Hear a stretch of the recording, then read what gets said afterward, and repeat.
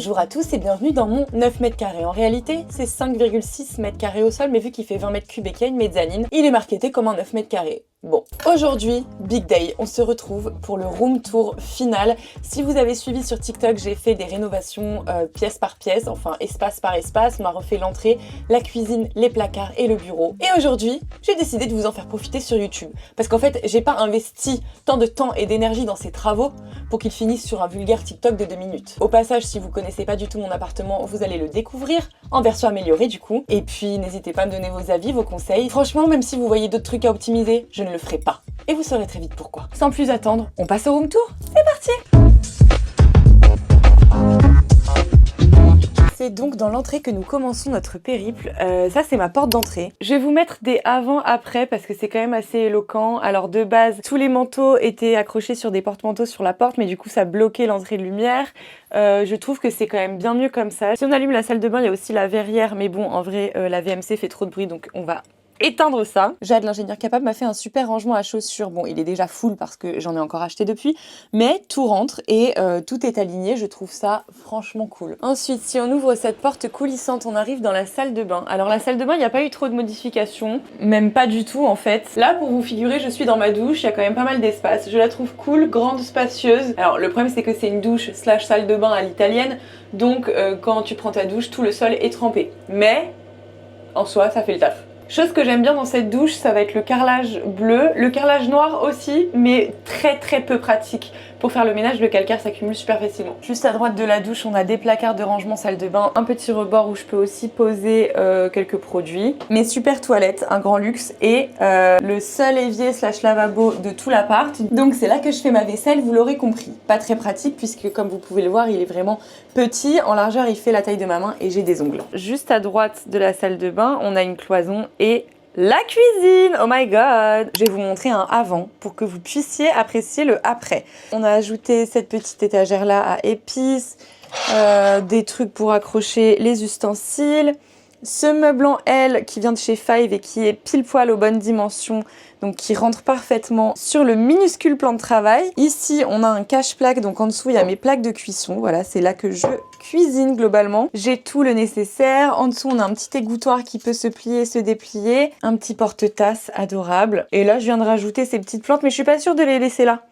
Écoutez, bon, à confirmer. Et donc voilà, ça c'est mon petit hub cuisine. Au-dessus, on a des placards. C'est un peu le bazar, mais en gros, on a mon micro-ondes, ma vaisselle et placard de cuisine. Tout ce qu'il y a de plus classique. Et en dessous, on a évidemment mon frigo. Voilà pour ma cuisine. Ensuite, je vais essayer de prendre un peu de recul pour que vous puissiez comprendre l'espace. Mais en gros, là, il y a l'entrée, la salle de bain, la cuisine. Et là, on arrive dans l'espace principal qui doit faire 3 mètres carrés au sol maximum. Hein. Il y a une chaise et c'est tout.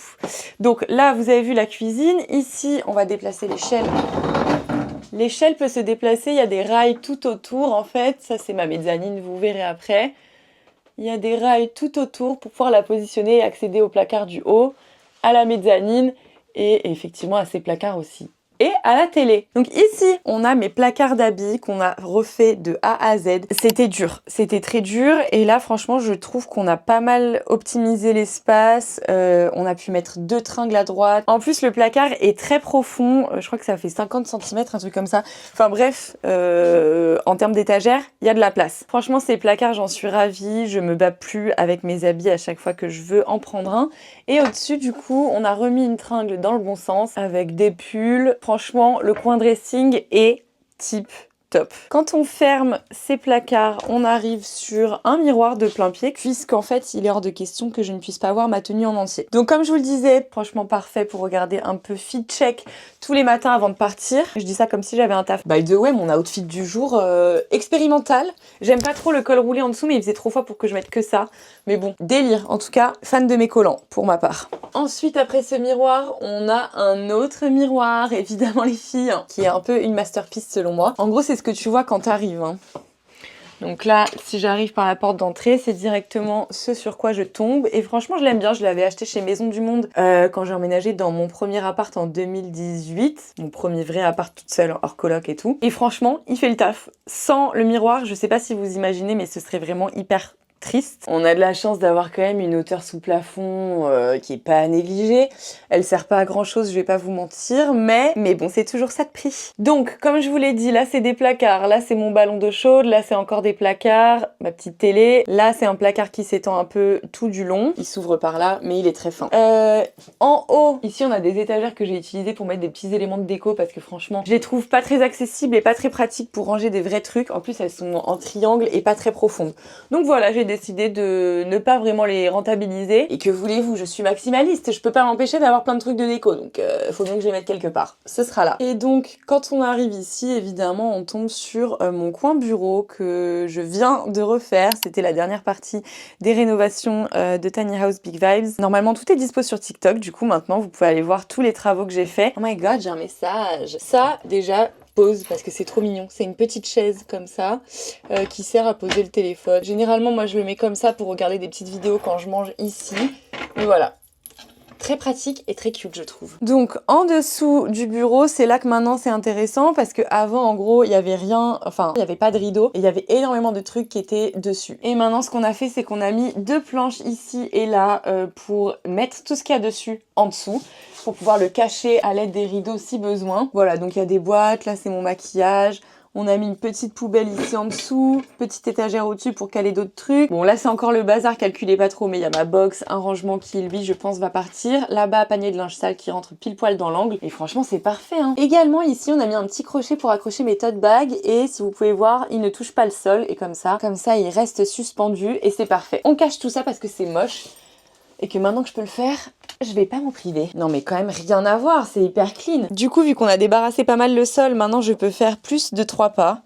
Pas beaucoup plus, je crois que je peux en faire 4 ou 5, hein, voilà, après je suis heurtée malheureusement au manque d'espace. Là, j'ai installé l'échelle ici pour qu'on puisse monter et accéder à la mezzanine. Alors, comme vous le voyez, il fait super beau aujourd'hui, on a un magnifique ciel et bienvenue dans ma mezzanine. Ici, ça va être principalement de la déco, en vrai ce qu'on a fait, y a pas d'aménagement qui est possible. Le matelas est encastré là, il y a un petit rebord juste ici, mais sinon c'est des lattes en dessous et le matelas est posé dessus, donc difficilement optimisable mieux que ça. Mais quand même, pour vous filmer, là, je suis en talons sur l'échelle. C'est un peu galère, j'ai pas trop de recul. Désolée si les plans ne sont pas tip top. Mais du coup, à droite, je peux pas vous montrer parce que je me tiens avec ma main. J'ai rajouté ce petit meuble qui peut me servir à ranger des trucs. Bon, pour l'instant, j'ai mis un peu ce que j'avais sous la main. Mais en vrai, ça va être utile. Donc ça, je suis très contente. C'est un meuble qui s'accroche sur la porte du placard, mais vous pouvez aussi l'accrocher en haut d'une porte. Tout simplement, ici, j'avais vissé cette petite étagère où je peux accrocher genre mon sac ici.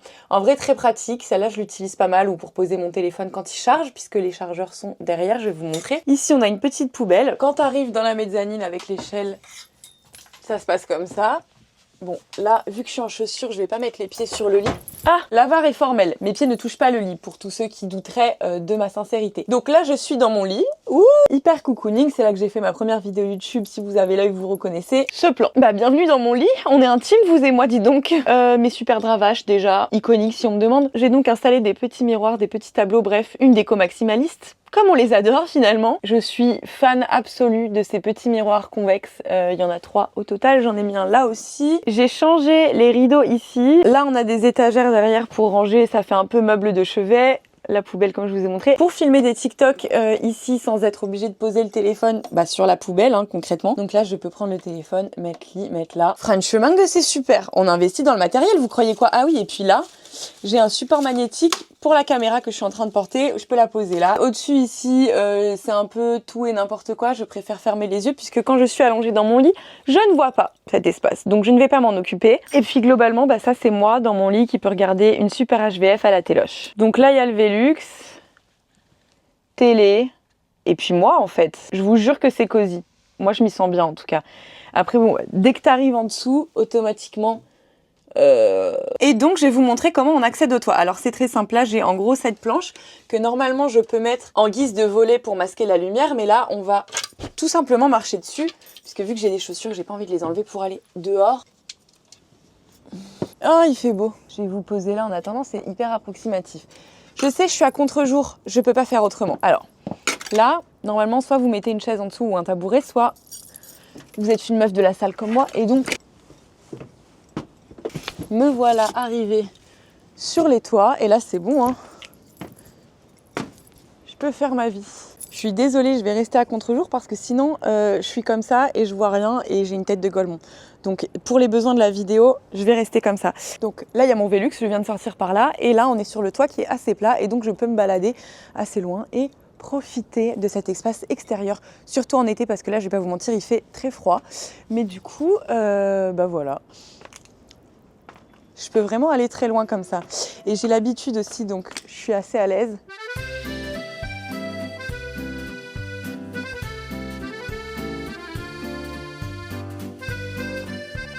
Ici, on a vue sur Montmartre. On a vraiment une vue très dégagée sur Paris, les toits et les monuments. Bon, je peux pas vous zoomer de fou. Par exemple, là, on voit l'Opéra. Là, dans le fond, on voit le Panthéon. On voit aussi les Invalides derrière. Évidemment, la Tour Eiffel. Voilà, le spot est vraiment un choix numéro 1. Et là-bas, on voit même l'Arc de Triomphe. Le petit bout qui dépasse, c'est l'Arc de Triomphe. Puis voilà quoi. Là, l'été, je mets genre un transat ici.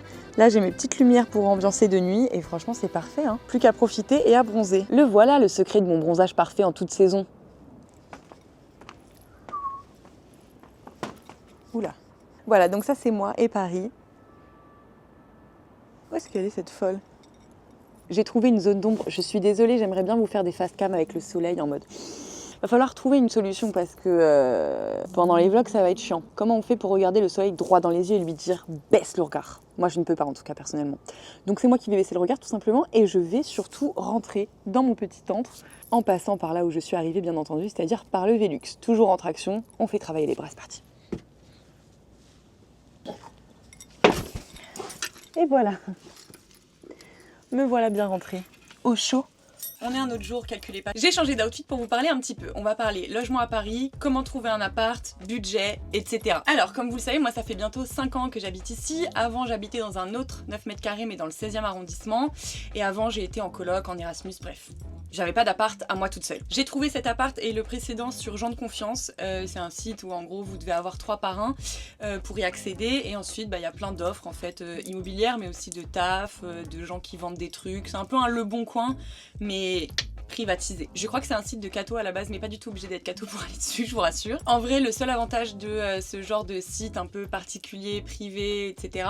c'est que y a moins de gens tout simplement qui répondent aux annonces donc vous avez plus de chances que votre dossier ou votre message soit vu. Donc j'ai emménagé ici juste après le premier confinement, c'est pour ça que j'ai pas eu trop de mal à le trouver je pense. L'annonce a été mise vraiment une semaine avant la fin du confinement. J'ai visité, j'ai signé le bail et une semaine après j'emménageais. Au début quand je suis arrivée je vous mens pas j'étais trop contente parce que dans mon ancien appart il y avait genre les toilettes sur le palier, pas de mezzanine donc un pauvre lit simple qui zonait en plein milieu de l'espace. Donc vraiment dans ma tête j'avais upgrade et c'est vrai j'ai upgrade même si bon on n'est toujours pas au top du top mais voilà c'est déjà un petit peu mieux. Et puis il y a l'accès au toit aussi, ça en vrai j'en profite effectivement que le printemps et l'été mais c'est quand même un plus non négligeable. Trouver un appart à Paris c'est une galère sans nom, je pense que c'est un secret pour personne. Les propriétaires ou les agences demandent beaucoup de garanties, des salaires élevés, des CDI, de garants la plupart du temps donc c'est vraiment compliqué si vous êtes étudiant ou que vous n'avez pas de garant ou alors que vous n'avez pas une situation stable, même si vous êtes juste indépendant freelance et que vous êtes très solvable, si vous n'avez pas de contrat et pas de garant avec des contrats ça va être compliqué. Le plus simple pour trouver un appart, c'est soit le bouche à oreille, mais bon ça, faut avoir des contacts et des gens qui peuvent vous aider tout simplement. C'est pas toujours le cas. Après, il y a aussi d'autres options, la coloc, les dossiers pour les logements sociaux, ça met genre 10 ans à être process, donc bon, il faut mieux faire une demande tôt, on sait jamais, ça peut marcher dans quelques années, mais il faut pas compter dessus. Bref, l'état des lieux que je suis en train de vous dresser n'est pas idéal. En vrai, je suis désolée, mais je vais pas avoir de tips vraiment concrets à vous donner, puisque si j'en avais, je n'habiterais pas là, tout simplement, je pense que c'est évident. Mais voilà, il faut de la patience, du courage, pas avoir peur de forcer.